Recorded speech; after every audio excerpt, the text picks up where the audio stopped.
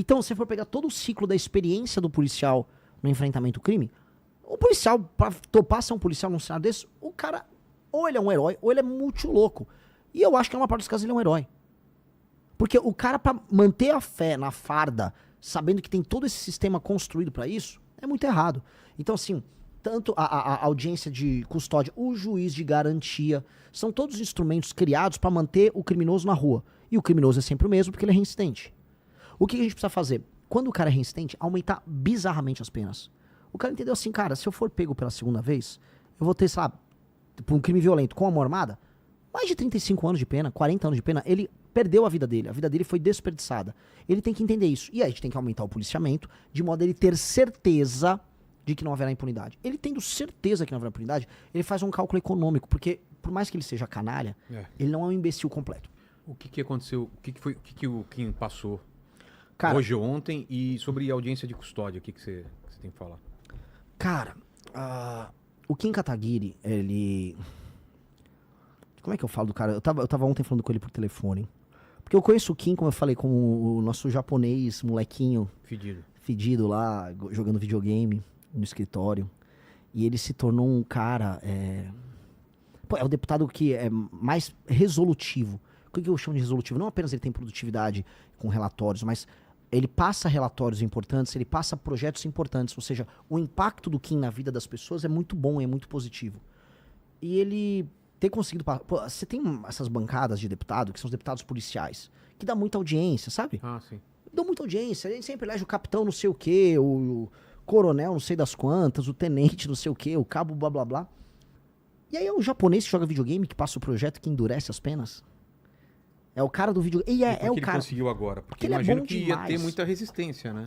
No governo Lula. Imagina você passar um projeto Então, de segurança pública aumentando pena no governo Lula. É de olho na eleição, você acha? O governo Lula, obviamente, não gostaria de passar um projeto desses. Só que de olho na eleição, ele é obrigado a sancionar o projeto. Porque senão ia colar nele. Senão ia dar ruim. Ia falar, pô, você tá até no ano eleitoral defendendo o bandido? Mas o Lula vetou, inclusive, um trecho do projeto do Kim. Agora, todos os projetos que envolvem segurança... o governo do PT, ele tenta mitigar. Então, o Kim passou um projeto que ele é muito bom. Ele aumenta todas as penas para furto, roubo e receptação e também para crimes online. Até porque boa parte dos crimes do Brasil são cometidos na internet. Golpe contra idoso, o escândalo do INSS, em grande medida, é um grande esquema de golpe contra idoso. E você não tinha tipos penais que pegassem isso. Então, o que o Kim fez? Sabendo que ia haver uma sabotagem do Centrão, sabendo que haveria, vamos dizer, sabotagem de políticos à esquerda, ele conseguiu um projeto que aumentasse as penas por furto e roubo. Então, você aumenta a pena por furto e roubo, se for celular é agravante, se for a mão armada é agravante. Por quê? Aí entra a inteligência. Porque a maior parte dos assaltos são assaltos de celular no Brasil. As pessoas roubam carro, roubam casa, roubam carteira, roubam, mas o principal é o celular. Foi criada toda uma indústria para roubar celular aqui. Aqui você tem uma indústria. No centro de São Paulo, você tem, por exemplo, a máfia dos nigerianos que recebem esses celulares e aí vão mandar. Tem muita gente que vai falar, pô, hoje é verdade, eu já vi meu celular, depois o cara tem um iPhone, eu vi que ele tava lá, sei lá, na Nigéria, sabe? Por quê? Porque isso acontece. Outros vão pro Paraguai, então você construiu uma indústria. O menino que rouba o celular, ele já tá com aquele celular vendido. Ele já sabe para onde o celular vai. Então, esta lógica, que é por isso que inclui a receptação, essa lógica envolve um mercado sobre celulares. E isso ele ajudou a quebrar, porque agora que a pessoa é pega, o cara roubou um celular à mão armada, que é a maior parte dos casos de assalto no Brasil, que é o que mais aflige os brasileiros com segurança, esse cara vai preso. O policial não vai se sentir um inútil pegando o cara, levando pra delegacia e o delegado soltando. Porque, roubo à mão armada, com algum grau de violência, de um celular. O cara vai preso. Então, teve muita inteligência, teve um trabalho, teve perseverança, teve encheção de saco. Ele ficou enchendo o saco do Alcolumbre, ele ficou ligando pra senadores, ficou pressionando, e aí até que o Alcolumbre botou pra pautar no Senado e passou. Tinha passado já na Câmara, aí pautou, e aí foi pra sanção do Lula. Aí o que o Lula fez? Ele tirou um dos elementos, que aumentava também pena, mas ele sancionou. Aí ele sancionou e correu. Lula agora aumenta penas. Ele não aumentou, o PT não contribuiu em absolutamente nada pro projeto. E a Globo, inclusive, tirou o Kim. Ela falou, não, o governo aprova a lei. O governo não aprovou nada.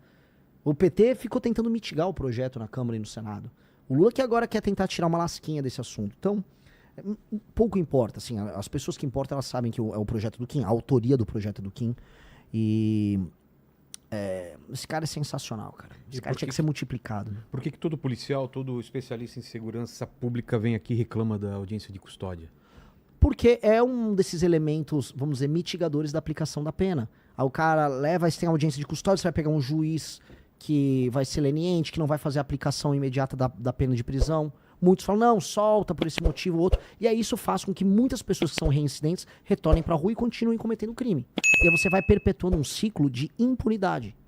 A gente precisa entender, assim, as pessoas que estão assistindo, a maior parte das pessoas que cometem crimes cometem de maneira reincidente. Não é que é aleatório. O Renan saiu, hoje eu vou roubar um celular. Não, são as mesmas pessoas.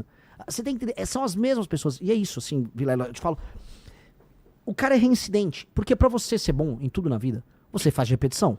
Você tá, acho que você tá no seu podcast mais de 2.000, 1835, fora os especiais, dá mais de 2.000 episódios. Então você tem mais de 2.000 episódios. Então você ficou bom.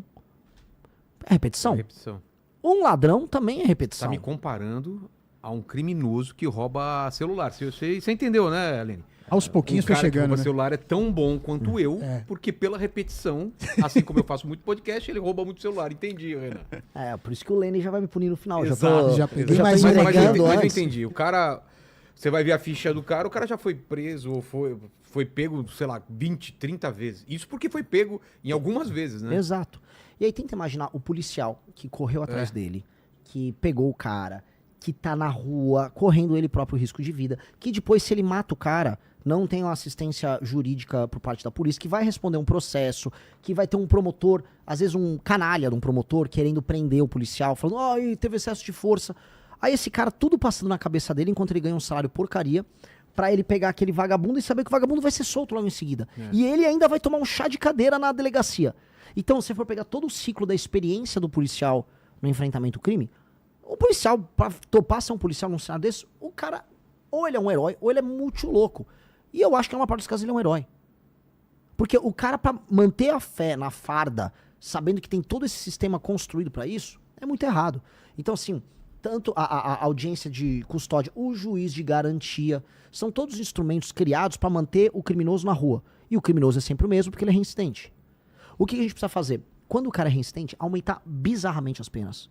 O cara entendeu assim, cara, se eu for pego pela segunda vez, eu vou ter, sei lá, por um crime violento com a mão armada, mais de 35 anos de pena, 40 anos de pena, ele perdeu a vida dele foi desperdiçada.